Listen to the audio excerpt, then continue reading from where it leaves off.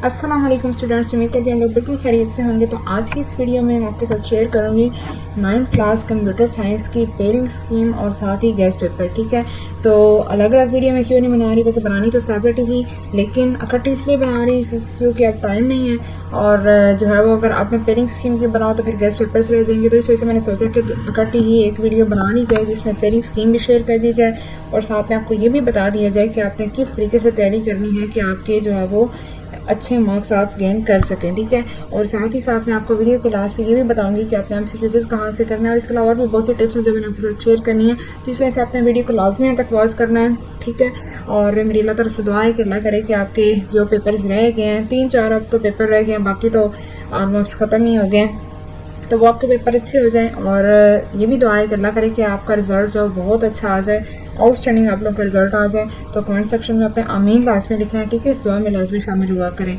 खुद भी शामिल हो। अगर कोई पेरेंट्स देख रहे हैं तो वो भी अपने बच्चों के लिए शामिल हो, दुआ में आमीन लिखें। अगर टीचर्स देख रहे हैं तो वो भी इस दुआ में लाजमी शामिल हो। ठीक है, तो स्टार्ट करते हैं वीडियो को। सबसे पहले अगर हम पैटर्न की बात करें तो जो कंप्यूटर साइंस का पेपर है ये आपका होता है टोटल 50 मार्क्स का। ठीक है, 50 मार्क्स का आपका पेपर होता है जिसमें आपका जो है वो पहला एक जो पार्ट होता है वो आपका ऑब्जेक्टिव पार्ट होता है और जो दूसरा पार्ट होता है वो आपका सब्जेक्टिव पार्ट होता है। जो ऑब्जेक्टिव पार्ट है उसमें आपके जो एमसीक्यूज होते हैं, जो सब्जेक्टिव पार्ट है उसमें आपके शॉर्ट और लॉन्ग क्वेश्चन होते हैं। तो जो आपका ऑब्जेक्टिव पार्ट है उसमें आपके जो है वो टोटल 10 एमसीक्यूज होते हैं। हर एमसीक्यू का जो है वो आपके पास 1 नंबर होता है। ठीक है, और 10 एमसीक्यूज होते हैं तो 10 ही मार्क्स का आपका जो है वो ऑब्जेक्टिव पेपर होता है। ठीक है, और तो किस तरीके से अब आपके जो टोटल बुक के जो चैप्टर्स हैं वो सिर्फ 5 हैं। ठीक है, 5 चैप्टर्स की है ये आपकी कंप्यूटर साइंस की बुक 9th क्लास की। तो अब अगर हम ये देखें कि किस चैप्टर में से कितने कितने एमसीक्यूज आने हैं, तो जो आपका चैप्टर 1 है उसमें से आपके 2 एमसीक्यूज आने हैं। चैप्टर 2 में से जो है वो आपके 3 एमसीक्यूज आएंगे। चैप्टर नंबर 3 में से आपका 1 एमसीक्यू आएगा। चैप्टर 4 में से 2 आएंगे एंड चैप्टर 5 में से जो है वो आपके 2 एमसीक्यूज आएंगे। तो इस तरह कुल मिला के जो है वो आपके कितने एमसीक्यूज बनते हैं, 10 एमसीक्यूज बनते हैं। ठीक है, उसके बाद अगर जो है वो हम सब्जेक्टिव पार्ट की तरफ चलें तो ये आपका होगा 40 मार्क्स का। ठीक है, 40 मार्क्स का आपका जो ये 40 मार्क्स का जो है वो आपका ये सब्जेक्टिव पोर्शन होगा। अब इसमें जो है वो फर्दर आपके 2 होंगे पार्ट्स, एक आपके शॉर्ट क्वेश्चंस का और एक लॉन्ग क्वेश्चंस का। शॉर्ट क्वेश्चंस का जो पार्ट है आपका ये आपका होगा 24 मार्क्स का और जो लॉन्ग क्वेश्चंस का पार्ट है वो आपका होगा 16 मार्क्स का। इस तरह 24 और 16 मिलाए तो ये आपके 40 मार्क्स का आपका सब्जेक्टिव पार्ट बनता है। अब जो है वो किस तरीके से होंगे शॉर्ट क्वेश्चन ये आपके अगेन 3 ही पार्ट होंगे बाकी सब्जेक्ट्स की तरह। एक क्वेश्चन नंबर 2 के नाम से होगा, एक क्वेश्चन नंबर 3 के नाम से होगा और एक क्वेश्चन नंबर 4 के नाम से होगा। तो जो आपका क्वेश्चन नंबर 2, 3, 4 तीनों का पैटर्न सेम है। पहले वो पैटर्न सुन लें। किस तरीके से होगा कि जो आपका क्वेश्चन नंबर 2 है इसमें जो है वो आपको 6 क्वेश्चन दिए जाएंगे जिनमें से आपने अपनी मर्जी से कोई से 4 सवाल हल करने होंगे।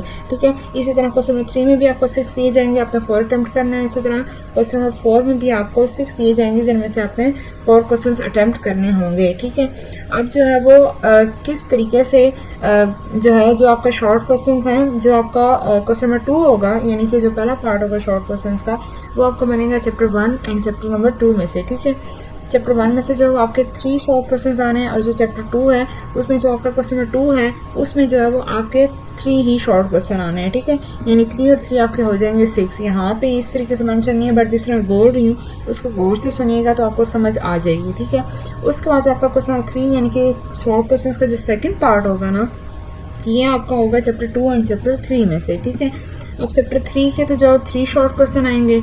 ठीक है, जैसे यहाँ पे मेंशन है, और जो चैप्टर 2 है ना उसके अब यहाँ पे 6 लिखे हो ना तो 3 पहले पार्ट में आएंगे और 3 दूसरे पार्ट में आएंगे। ठीक है, इस तरह आपके इधर भी 6 हो जाएंगे और पहले वाले में भी आपके 6 हो जाएंगे। आपने अपनी मर्जी से कोई से 4 क्वेश्चन जो है अटेम्प्ट करने होंगे दोनों पार्ट्स के। और ये तो मैंने आपको बताया नहीं कि हर क्वेश्चन के जो आपके 2 मार्क्स होंगे इस तरह जो है वो आपने 4 अटेम्प्ट करने हैं तो 4 2 are 8। ठीक है, यानी जो है वो 8 मार्क्स का आपका फर्स्ट पार्ट, 8 मार्क्स का ये आपका सेकंड पार्ट और 8 मार्क्स का ये आपका तीसरा पार्ट होगा, यानी आपके 8 3 are 24 मार्क्स के आपके शॉर्ट बनेंगे। ठीक है, उसके बाद जो आपका क्वेश्चन नंबर 4 होगा यानी थर्ड पार्ट जो होगा शॉर्ट क्वेश्चन का वो आपको बनेंगे चैप्टर 4 एंड चैप्टर 5 में से। चैप्टर 4 में से आपके जो 2 शॉर्ट क्वेश्चन आएंगे, चैप्टर 5 में से जो है वो आपके 4 शॉर्ट क्वेश्चन आएंगे। सिर्फ 4 + 2 6 हो जाएंगे। ठीक है, तो इस तरीके से ये जो है वो आपके बनते हैं शॉर्ट क्वेश्चन। उसके बाद अगर हम लॉन्ग क्वेश्चन की बात करें तो लॉन्ग क्वेश्चन जो है वो आपको 3 दिए जाएंगे जिनमें से अपनी चॉइस से कोई से 2 क्वेश्चन अटेम्प्ट करने होंगे।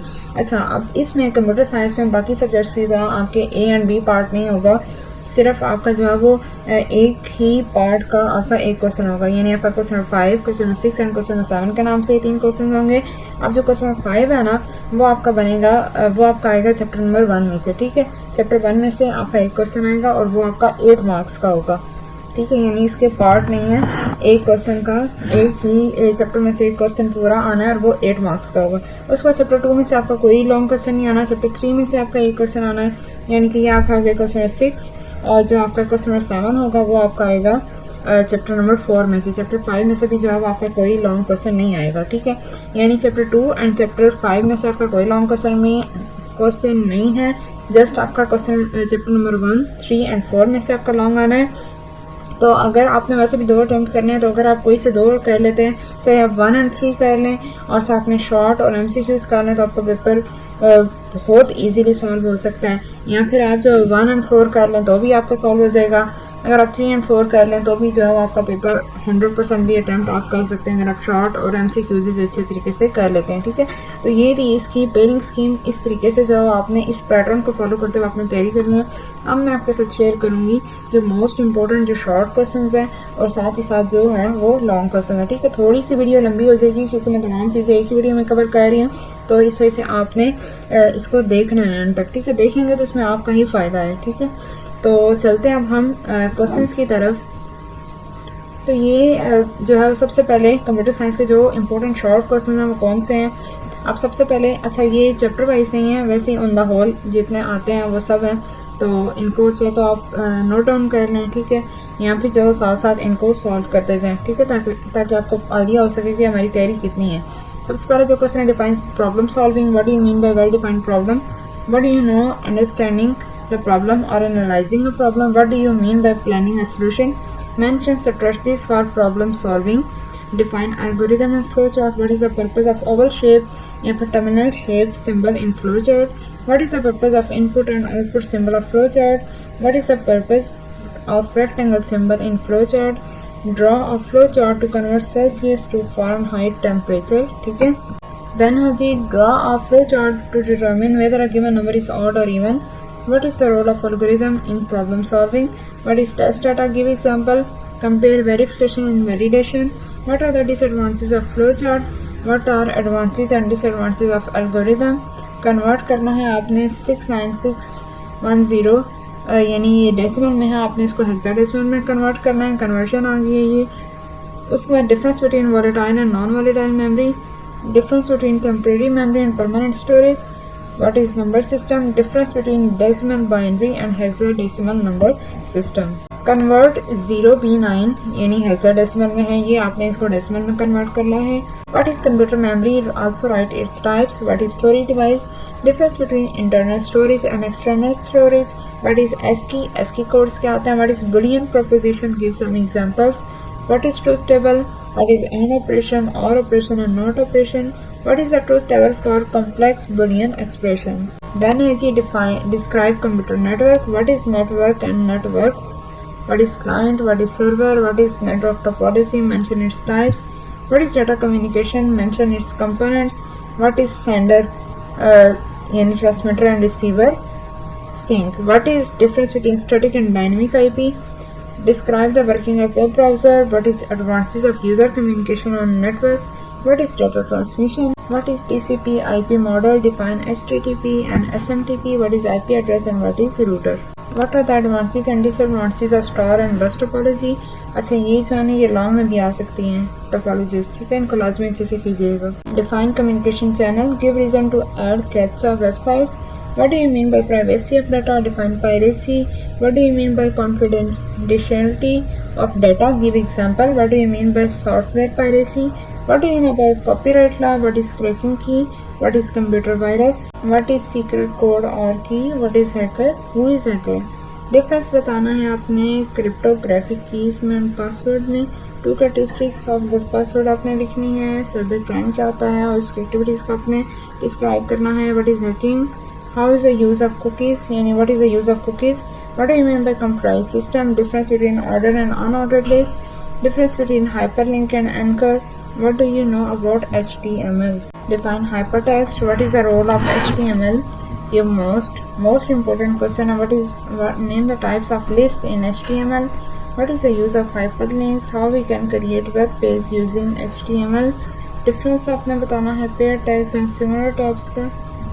And what are the attributes in HTML? Define HTML body tags. What is text formatting and how we bold the text? Describe nested list. Which tag is used for adding image? What is metadata?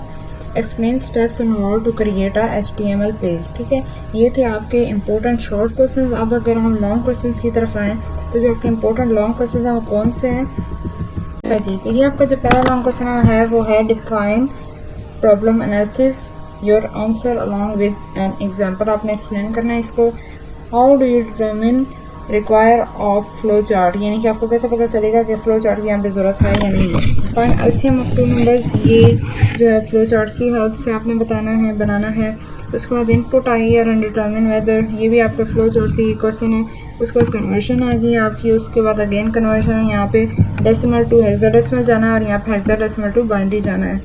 इस difference आपने बताना volatile and non volatile memory का. Then है जी difference between temporary and permanent storage. What is TCP/IP model? Describe its 5 layers with their function. What are the sizes of IPv4 and IPv6? Explain the method used to calculate the size of these both standards. What do you mean an installation key will it can be protected with password? ठीक है. Give the reason to add captcha on website. What is patent and why do we need to register it? Write down the procedure to create a web page and display it. How would you add image and set background to a web page? What is the difference between hyperlink and anchor? Write down the procedure to create table. ठीक है, तो ये थे आपके important long and short questions. I hope कि ये video आपके लिए बहुत ज़्यादा यूज़फुल रही होगी. अच्छा, आप जो मैंने आपको कहा था कि आपके साथ MCQs का बताऊंगी कि वो आपके कहाँ से आते हैं और आपने किस तरीके से वो पेज करने हैं वो. तो ये जो MCQs हैं ये आपके तकरीबन आधे जो आपके MCQs हैं ना वो आपके आते हैं एक्सरसाइजेस में से और हाफ जो के राउंड अबाउट ये जो MCQs हैं ये आपके चैप्टर के अंदर से आते हैं.